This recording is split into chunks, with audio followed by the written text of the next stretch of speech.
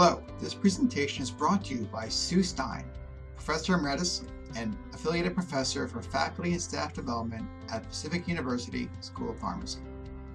Welcome to the 5-minute university topic on facilitating discussion. Student engagement is the product of motivation and active learning. Motivation increases interest, while active learning results in learner engagement. Facilitated discussion is a form of active learning that integrates concepts and encourages learners to explore, challenge, and participate. Studies show learner engagement increases learning and retention. Discussion can be incorporated through small and large group classes and can be used to link concepts and clarify understanding. Before implementing, plan ahead to maximize participation. The first step is to identify the topic, the goals for discussion, and the timing. Consider having longer class periods when your discussion occurs. 50 minutes may not be enough. When creating topics, create guiding or trigger questions and perhaps share these with students ahead of time. This can help learners prepare for the discussion and interact with other course resources.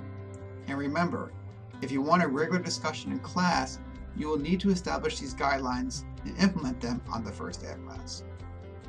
To have a discussion, you need a respectful, inclusive environment, so ground rules are necessary. You can facilitate this by creating a welcoming environment using open body language, friendly eye contact, and moving around the room. This also can include nodding your head, smiling, and complimenting learners as they share.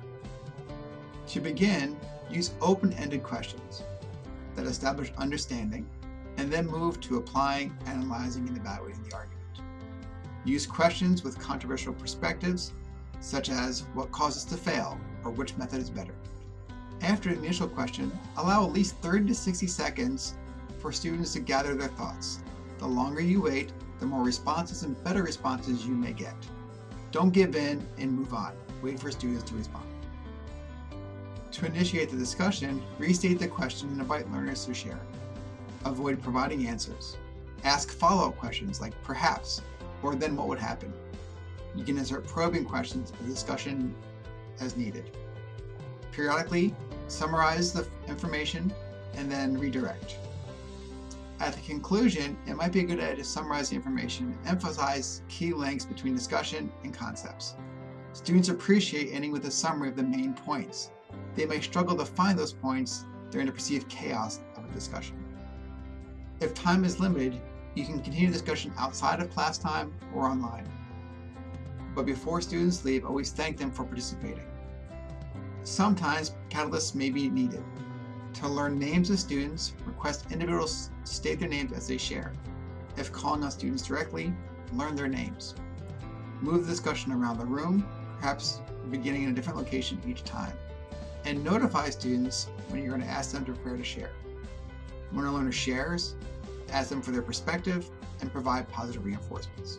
For individuals who share too much, call on others with the statement of, let's hear from this person. Alternatively, create ground rules allowing a maximum of 2 comments, questions, or answers per class. For those that do speak up too often, speak to these individuals outside of class and explain the importance of hearing other perspectives. For individuals who don't share enough, start with questions that may have virtually no wrong answer. Or use smaller group discussions before the larger group discussion. Or you can provide specific positive reinforcements when they do share ideas. Make eye contact and invite participation. We will end with some final tips. Tip 1, establish participation expectations. Tip 2, create an open, welcoming, trusting environment for discussion and use positive reinforcements such as eye contact and complimenting sharing. Tip 3, ask questions that link concepts and check for understanding. Tip 4, allow time for learners to think prior to responding to the question. Tip 5, address the share too much or not enough learners to balance discussion participation. This concludes our time for 5-Minute University.